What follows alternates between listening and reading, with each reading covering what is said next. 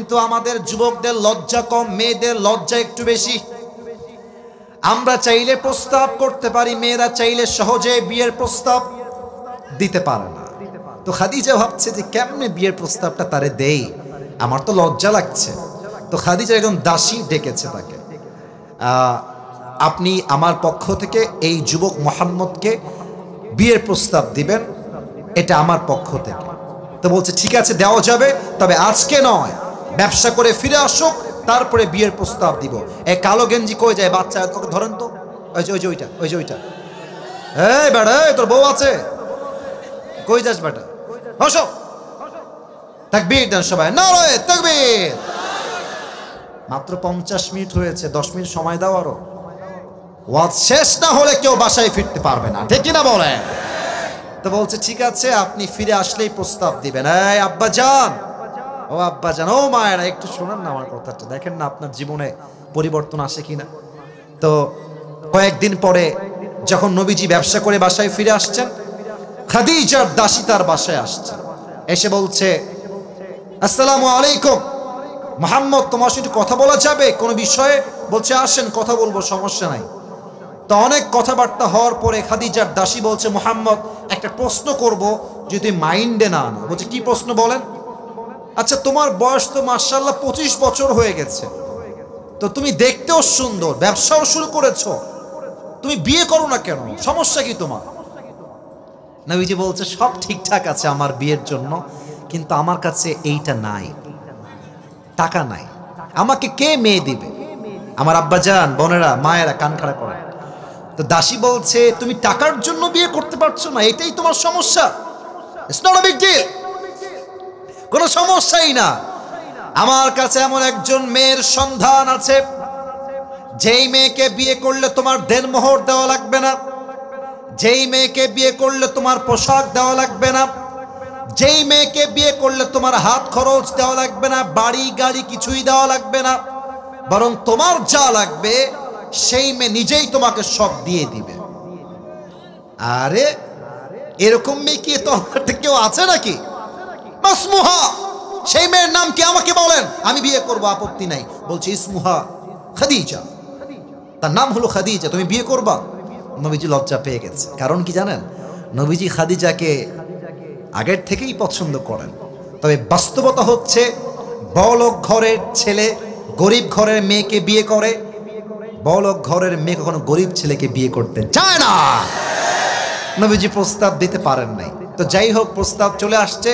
নবীজির অ্যাটিটিউড দেখেন, অ্যাটিটিউড কাকে বলে, ব্যক্তিত্ব কাকে বলে।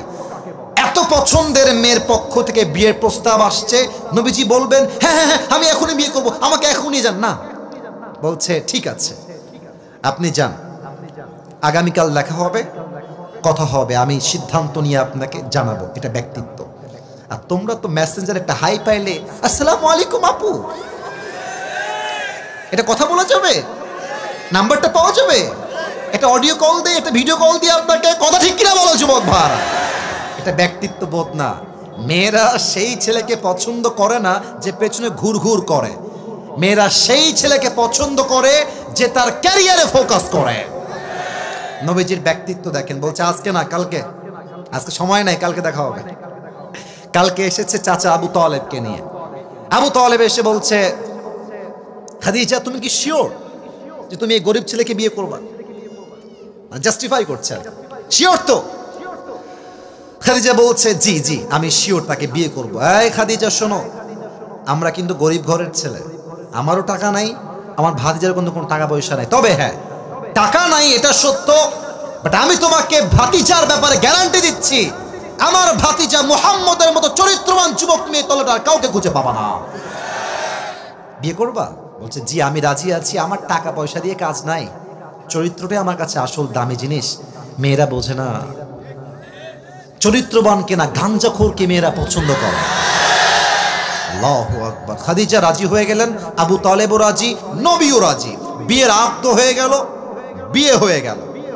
এবার বলেন তো, বিয়ের পরে একটা ওয়ালিমা খাওয়া দাওয়া রংপুরের পীরগঞ্জের ভাইরা আছে না নাই? আরে আর বাত করো, আছে না নাই? কি খাওয়াবে? নবী তো গরিব ঘরের ছেলে, টাকা নাই, সম্পদ নাই, আরে বউ হলে এরকম বউ হওয়া দরকার আসলে। খাদিজা বলছে টাকা নাই তো সমস্যা কি, আমাকে যে আপনারা 20টা উট মোহর হিসেবে দিয়েছিলেন, এই 20টা উট মেহমানদের জন্য এখনই জবাই করে দেন। জবাই হয়ে গেল, ওয়ালিমা হয়ে গেল, খাওয়া দাওয়া সব বিদায়, বাসর রাতের পালা। হ্যাঁ, অনেকের চোখ লাল হয়ে গেছে, মুখও লাল হয়ে গেছে। এটা বুঝতে হবে, এটা লজ্জার বিষয় না, জানার বিষয়। তো বাসর রাতে নবীজি পরে এসেছেন ঘরে, খাদিজা আগেই ঘরে বসে আছেন। আমার কাছে সময় আর বেশি পাওয়া যাবে না, এটা বলে আমাকে শেষ করতে হয়তো বা হবে। খাদিজা বসে আছেন, নবীজি এসেছেন, সালাম দিয়েছেন ঘরে প্রবেশ করে। খাদিজা চুপচাপ, নবীও চুপচাপ, কারণ নবীজির প্রথম বিয়ে এটা। কি বলবে, কি বলতে কি বলে ফেলবে, নবীও চুপচাপ করে বসে আছে। কিন্তু খাদিজা একটু চালাক ছিলেন, বলছে আচ্ছা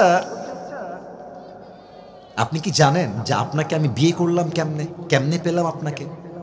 তো নবীজি কিউরিসিটি নিয়ে, মানে আগ্রহ নিয়ে, কেমনে কেমনে বলেন না, আপনি বললেই না আমি জানবো না, আমি বুঝতে পারবো না আপনি আমার কেমনে পাইছেন।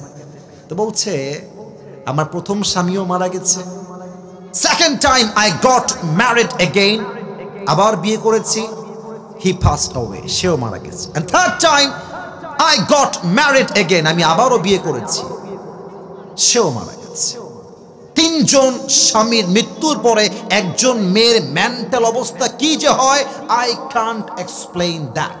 এটা বলার ভাষা আমি আসিফ হুজুরের কাছে নাই, একটা সেই মেয়ে বুঝবে, আর কেউ বুঝবে না। তো খাদিজা বলছে আমি চাইলে আমার কাছে যে ধন সম্পত্তি ছিল, আমি হারাম প্রেম করতে পারতাম, অবৈধ সম্পর্ক করতে পারতাম, বাট আমি আল্লাহকে বলেছি আল্লাহ তুমি যতক্ষণ পর্যন্ত উত্তম চরিত্রবান যুবকের সন্ধান না দিবা, আমি হারামে না গিয়ে ধৈর্যের পরিচয় দিব।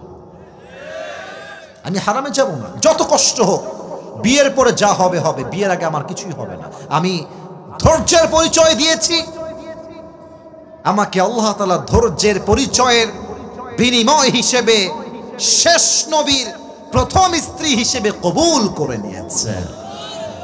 ধৈর্য কাকে বলে দেখছেন, কাকে ধৈর্য বলে? 2টা হাদিস আরো বলতে চেয়েছিলাম, তবে হাদিসটা না বলে আরেকটা কথা বলে দোয়ার দিকে যাব, কারণ নামাজের সময়টা কাছাকাছি চলে এসেছে। আমি তো ওয়াজ করছি ভাই 4 বছর যাব, মানে এইটা আমার 4 নাম্বার বছর। আলহামদুলিল্লাহ, অহংকার নিয়ে বলবো না, 4 বছরে যা পেয়েছি মানুষ 10 বছরও তা অর্জন করতে পারে না, ঠিক কিনা বলেন? এটা আল্লাহর রহমত। তো প্রথম বছর যখন আমার শুরু হলো, তখন আমার একটা ফোন ছিল, মেবি রেডমি একটা ফোনের ব্র্যান্ড আছে না, রেডমি ছিল, একদম চিকন ফোন। তো ফোনের কলটল আসলে আমি রিসিভ করতাম, শুরুর দিকে, একদম শুরুর কথা।